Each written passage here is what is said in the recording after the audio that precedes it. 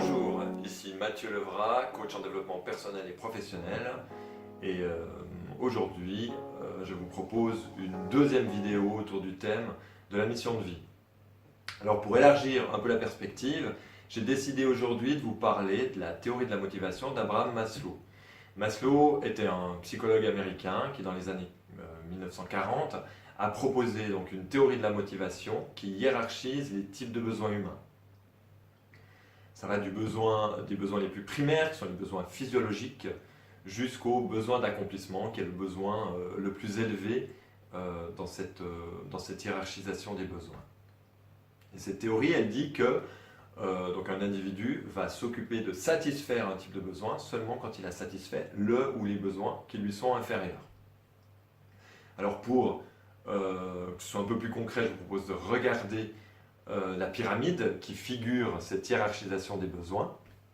Donc tout en bas, on a les besoins physiologiques, qui sont le besoin de respirer, le besoin de manger et boire, le besoin de dormir, la sexualité, le besoin d'éliminer, etc.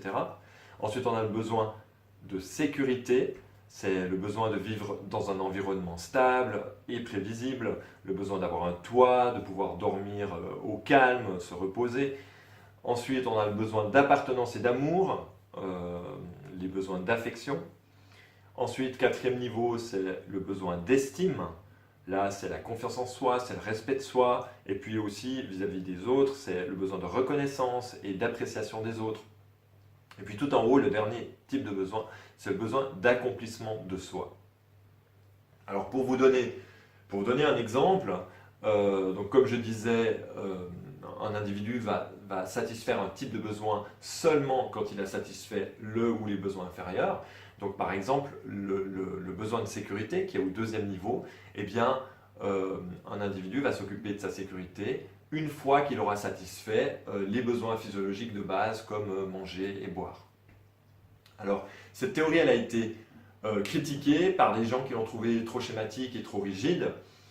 Maintenant, il faut savoir que dans l'esprit de Maslow, il y avait de la nuance et qu'il y a de la relativité et de la progressivité dans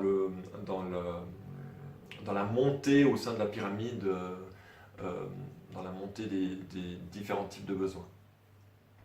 Je pense personnellement qu'elle est pertinente de manière générale et évidemment que suivant les individus, quand on a tous une histoire différente et des cultures différentes et toutes sortes de paramètres différents, eh bien, on va trouver un peu des différences dans la façon dont les uns et les autres on appréhende la satisfaction de nos besoins.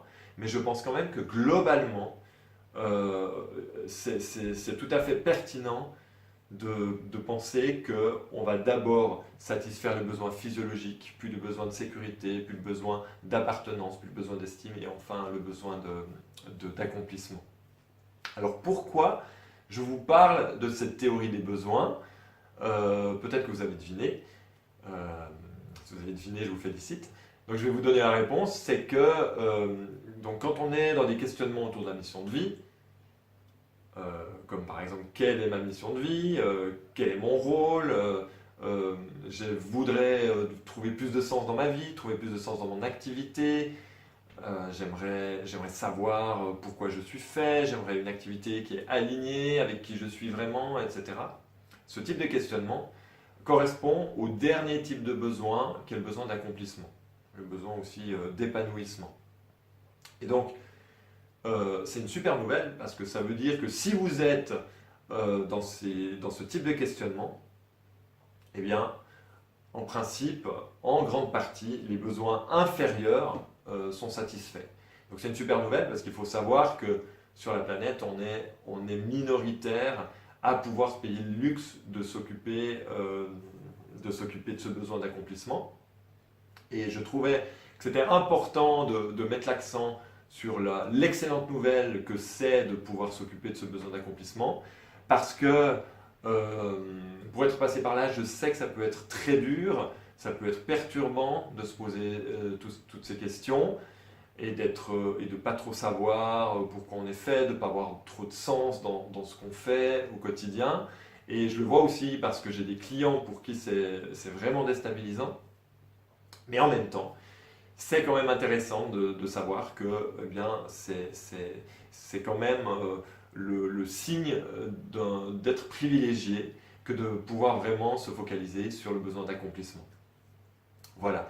Donc j'espère que vous comprendrez bien en quoi c'est une bonne nouvelle de s'occuper du besoin d'accomplissement. Et puis, je vous retrouve tout bientôt avec la suite, avec d'autres vidéos autour de la mission de vie. Si ça vous a plu et si ça vous a été utile, merci de mettre un pouce bleu. Vous pouvez aussi la partager la vidéo si vous pensez qu'elle peut être utile à quelqu'un que vous connaissez. Et puis voilà, j'en ai terminé. Merci de m'avoir suivi. À bientôt.